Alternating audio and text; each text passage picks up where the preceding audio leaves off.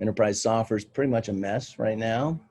The integration of it is even worse than the individual applications themselves. What's weird and what keeps it in place is that everyone accepts this as normal.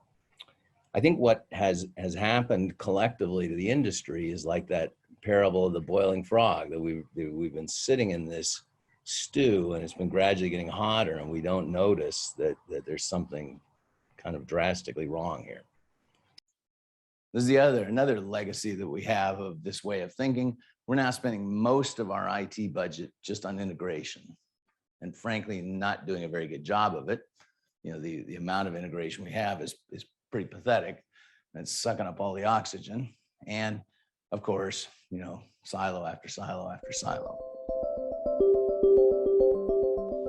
What's keeping it locked in is every time a business person has a problem, they decide to go solve that problem. And in the Kuhnian revolution here we're in normal science. We think we know how to solve these problems. So we're going to keep solving them the way we've always solved them. We form a committee to solve the problem. Very often the committee determines that the problem is really an information systems problem. So they put together another committee and they have a decision to make. And they feel like this decision is crucial.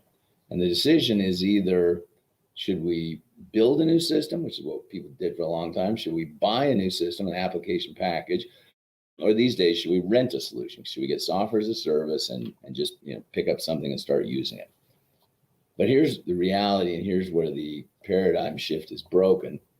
It doesn't matter which of those three things, which of those three decisions you make, because each of them ends up in the same place, which is each of them ends up having you implement another completely arbitrary, complex data model that has nothing to do with the 500 or 600 other data models you've already implemented. This is where the modeling crisis becomes, because every time you solve a problem, you make your environment worse.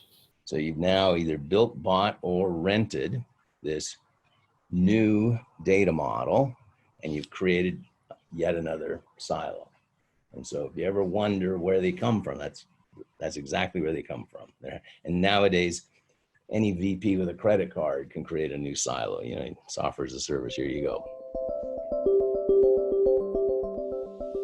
This is kind of a sneak preview of where we want to get people to. This is not the roadmap. We're going to have a little bit more of the roadmap in a few minutes.